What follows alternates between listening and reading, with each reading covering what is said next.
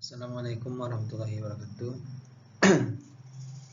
Perkenalkan, nama saya Ari Irawan, nomor BP 2011-03-2009, kelas Teknik Perencanaan Irigasi dan Lawa tingkat 3. Bila kali ini saya akan mempresentasikan atau melengkapi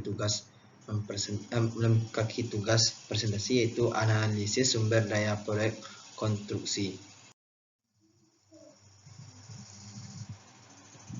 Dasar skedul pekerjaan. Skedul proyek tidak dapat dijamin tanpa didukung oleh skedul sumber daya. Nah, dari bar chart, yang kedua diagram vektor, yang ketiga itu diagram network. Jenis skedul sumber daya dapat kita lihat pada bagian di slide. Jumlah kebutuhan sumber daya, dokumen kita lihat pada slide. Faktor penting dalam analisis sumber daya: kemampuan menghasilkan produktivitas dan tenaga alat dan wasna material. Produktivitas tenaga dan alat menghasilkan kebutuhan sumber daya tenaga dan kebutuhan sumber daya alat, sedangkan wasna material menghasilkan kebutuhan sumber daya material. Produktivitas dan wasna.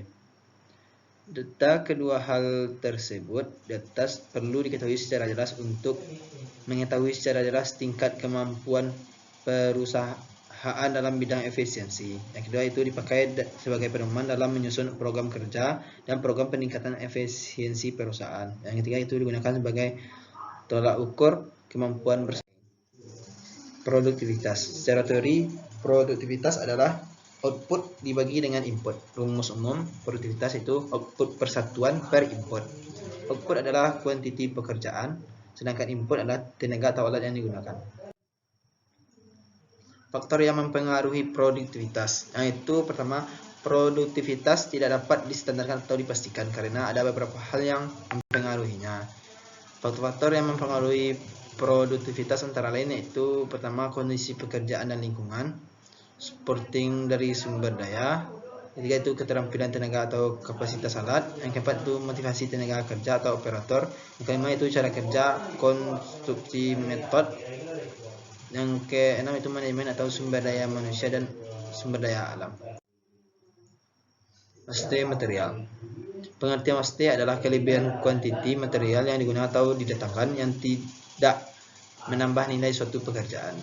Wasna hampir selalu ada, apapun penyebabnya. Oleh karena itu harus ada program menurunkannya. Jenis wasna material ada dua, yaitu wasna material secara individu, yang kedua itu wasna material campuran. Untuk material campuran seperti hot mix, beton, dan lain-lain dapat terjadi wasna ganda.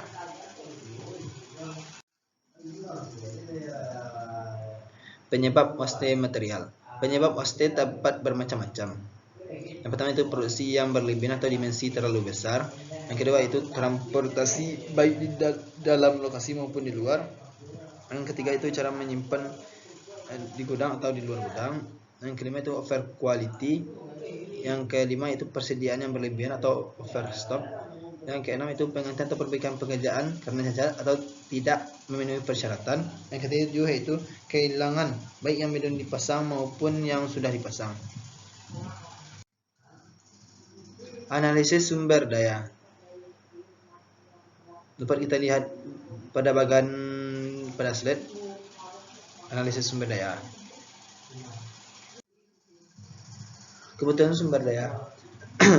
Produktivitas tenaga kerja secara individu, di mana Q1 adalah kuantiti pekerjaan yang dapat diselesaikan per satu waktu oleh satu tenaga. Produktivitas tenaga kerja secara kelompok atau Q2, di mana Q2 adalah kuantiti pekerjaan yang dapat diselesaikan per satu waktu oleh satu kelompok tenaga. Yang ketiga itu faktor jumlah kebutuhan tenaga diperoleh dari produktivitas yang diperlukan dibagi dengan produktivitas yang ada atau kemampuan yang ada. Standar kualitas pekerjaan. Produktivitas tenaga kerja diukur dengan kuantiti pekerjaan yang dapat diselesaikan dengan memenuhi persyaratan mutu. Untuk persyaratan mutu, tenaga kerja tidak dapat diberikan spesi begitu saja. Khusus untuk pekerjaan finishing yang memerlukan persyaratan mutu, harus dapat ditunjukkan secara jelas, misal dengan mock-up. Untuk kualitas yang sifatnya dapat diukur, hasil kerja diuji dengan alat tes lab dan lain-lain. Analisis sumber daya tenaga. Untuk menetapkan produktivitas tenaga kerja diperlukan informasi sebagai berikut. Yang pertama itu jumlah dan komposisi jenis tenaga yang diperlukan dalam penyelesaian suatu pekerjaan. Yang kedua itu harga satuan upah borong dan pasar untuk pekerjaan tersebut. Yang ketiga itu harga upah harian menurut pasar untuk tenaga kerja yang bersangkutan. Contoh analisis sumber daya tenaga. Untuk melaksanakan pekerjaan pasangan batu bata diperlukan satu tukang batu dibantu oleh 2 orang pekerja atau kenak. Upah harian menurut pasar untuk tukang 70.000 dan untuk penjahit itu 30 per hari.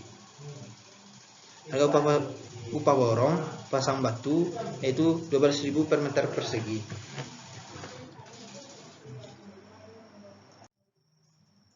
Contoh analisis sumber daya tenaga. Biaya per hari menurut upah harian. Satu tukang sama dengan 70.000, 2 pekerja 30 sama dengan 60. Jadi jumlahnya itu 130. Harga pasar 10.000 per meter kuadrat. Produktif minimal per hari adalah 130 dibagi 10.000 itu 13 meter kuadrat. Dengan demikian setiap harga borongan yang diajukan mandor harus dijamin berapa produktivitas per hari. Faktor yang mempengaruhi. Yang pertama itu keterampilan kerja, perlu pedoman berupa referensi, keterampilan pengalaman, sertifikat. Khusus untuk bangunan tinggi, pekerja harus bebas dari takut ketinggian. Motivasi tenaga kerja, perlu diketahui apa motivasi dari pekerja para tenaga kerja. Yang ketiga itu cara kerja, perlu diberi cara kerja yang efisien. Manajemen, perlu dukungan dari manajemen. Pertimbangan pengadaan tenaga kerja, kualitas tenaga kerja, mampu mencapai mutu pekerjaan yang dipersyaratkan. Produktivitas tenaga kerja sesuai dengan time schedule yang ada. Harga borongan atau upah harus sesuai dengan budget. Kebutuhan sumber daya alat. Kapasitas alat yang diberikan oleh pabrik pembuatnya adalah produktivitas. Produktivitas real alat dipengaruhi oleh kondisi alat dan kondisi pekerjaan. 2. Keterampilan dan motivasi operator. Yang ketiga itu komposisi alat dan cara kerja. Yang keempat itu manajemen. Produktivitas real ada 2 macam, itu produktivitas individu alat, yang kedua produktivitas kelompok alat. Kebutuhan sumber daya alat. Untuk pekerjaan angkutan, maka produktivitas dipengaruhi oleh jarak angkut dan kecepatan alat angkut dalam bergerak. Untuk pekerjaan-pekerjaan yang memerlukan kerjasama lebih dari satu alat, maka produktivitas kelompok perlu jadi perhatian. Produktivitas yang terkecil dari anggota kelompok akan menentukan produktivitas kelompok tersebut. Produktivitas kelompok secara kasar. 3 jenis alat bekerja sama untuk memindahkan tanah, yaitu bulldozer 100 meter kubik per jam, well loader 70 meter kubik per jam, yaitu dump truck 6 meter kubik per jam. Bila diinginkan produktivitas sebesar 100 meter kubik per jam, WL dan dump truck harus ditambah. Bila ingin produksi kelompok sebesar 7 meter kubik per jam, maka dump truck perlu ditambah. Kombinasi yang disarankan adalah yang berdampak ideal, kos alat terkecil. Produktivitas kelompok secara detail. Kita lihat pada tabel di slide.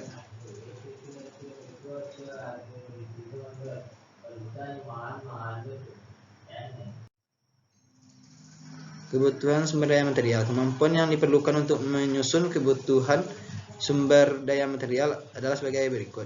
Mampu menyusun rincian item kerjaan, mampu menghitung kuantiti dari item kerjaan, mampu membuat time schedule proyek, memahami jenis material yang diperlukan tiap item pekerjaan. Yang kelima itu memahami tingkat cost dan produktivitas yang akan diperhitungkan. Dari kelima butir tersebut di atas, yang berkaitan secara langsung dengan material adalah 2 butir terakhir. Jenis pekerjaan. Ditinjau dari kebutuhan sumber daya, jenis pekerjaan dibagi menjadi 3, yaitu pekerjaan yang hanya memerlukan tenaga saja. Yang kedua itu pekerjaan yang memerlukan tenaga dan material, dan yang ketiga itu pekerjaan yang memerlukan tenaga dan alat. Menghitung sumber daya. Tiap item pekerjaan diuraikan kebutuhan sumber dayanya. Contoh, dapat kita lihat pada tabel uraian menghitung sumber daya. Merinci sumber daya material. Tiap item pekerjaan direkap kebutuhan sumber dayanya. Contoh, dapat kita lihat pada tabel di slide. Merinci sumber daya tenaga. Untuk menghitung kebutuhan sumber daya tenaga kerja menggunakan data sebagai berikut. Yang pertama itu komposisi tenaga kerja yang digunakan. Misal 1 tukang batu, 2 pekerja. Yang kedua produktivitas kelompok kerja. Misalnya 13 meter kuadrat per hari. Produktivitas yang dituntut berdasarkan time schedule, misal 500 meter kuadrat per hari. Per hari dibutuhkan 500 bagi 13 kelompok.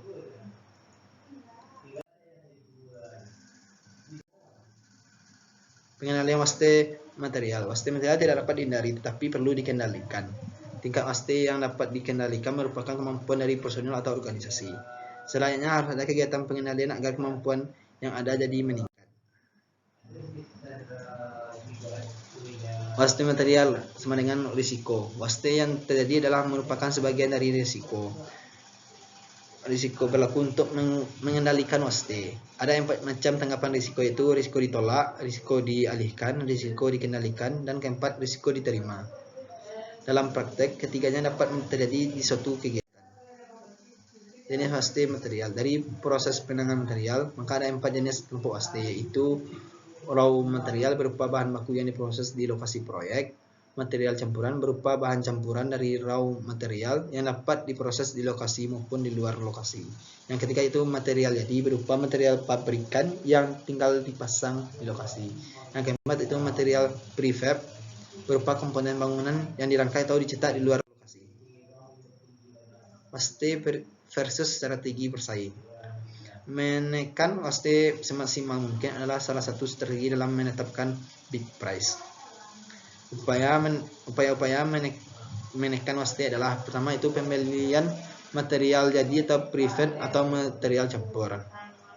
Yang kedua sistem pengukuran yang cermat untuk material lepas, batu, pasir, dan lain-lain. Yang ketiga itu mengurangi intensitas perpindahan material, meningkatkan sistem keamanan. Yang kelima itu menunjuk petugas yang memahami spek material.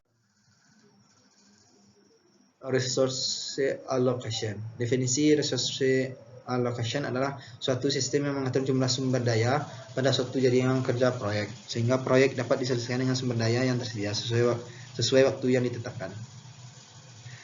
Resource allocation sangat penting dilakukan, terutama bila jumlah sumber daya sangat terbatas. Sumber daya versus waktu. Sumber daya versus waktu 2. Sumber daya versus waktu 3. Resource leveling. Bila sumber daya terbatas dan durasi proyek sudah fix, maka perlu dilakukan resource leveling untuk mengatasi keterbatasan sumber daya tersebut. Tujuan dari perataan sumber daya adalah untuk mengatasi keterbatasan sumber daya yang ada, untuk menjaga yang kedua itu menjaga efisiensi jumlah kebutuhan sumber daya tenaga dan sumber daya alat. Yang ketiga untuk mengurangi fluktuasi jumlah kebutuhan sumber daya. Metode alokasi sumber daya. Skedul pengadaan sumber daya adalah merupakan kumpulan sumber daya dari kegiatan yang bersamaan pada suatu periode. Yang kedua, bila sumber daya pada suatu periode melebihi jumlah sumber daya yang ada, maka perlu diratakan dengan cara menggeser-geser kegiatan yang ada. Yang ketiga itu kegiatan yang dapat digeser adalah kegiatan yang memiliki fallout time. Penggeseran dengan earliest date dapat kita lihat pada tabel pada slide.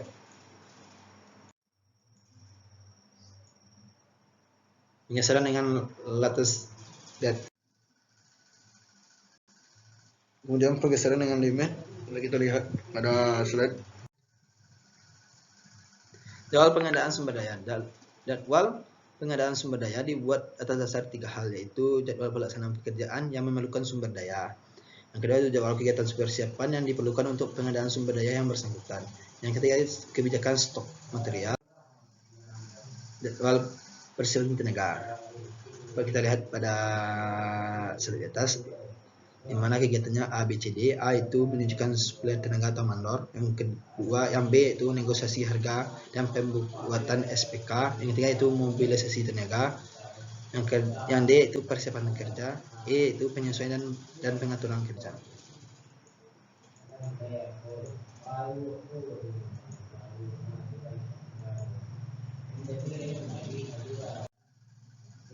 Jadwal persiapan alat. Dapat kita lihat kegiatannya A, B, C, D. A itu menunjuk sumber daya alat, B menegosiasi harga dengan pemilik alat, C mobilisasi alat, D persiapan kerja, itu pemasangan atau kalibrasi dan lain-lain.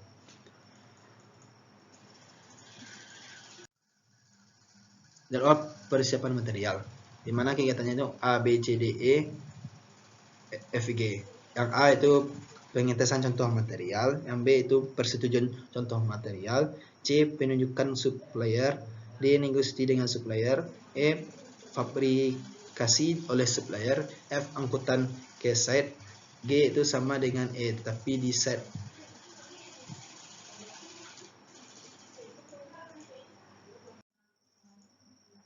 Kebijakan stok material 1. Kebijakan jumlah stok material harus ditekan lebih dulu sebelum menyusun jadwal. Jadwal pengadaan material dibuat untuk satu periode stok yang ditetapkan. Yang tiga yaitu jadwal pengadaan material untuk stok awal yang paling penting dan menentukan. Kebijakan stok material dipengaruhi oleh banyak hal, antara lain yaitu pertama kapasitas gudang terbuka atau tertutup, yang kedua itu kondisi keuangan, yang ketiga itu tingkat kesulitan pengadaan, yang keempat itu tingkat kedaluarsa material, yang kelima dan lain-lain. Jadi hanya itu yang dapat saya sampaikan, terlebih dan terkurang saya mohon maaf. Assalamualaikum warahmatullahi wabarakatuh.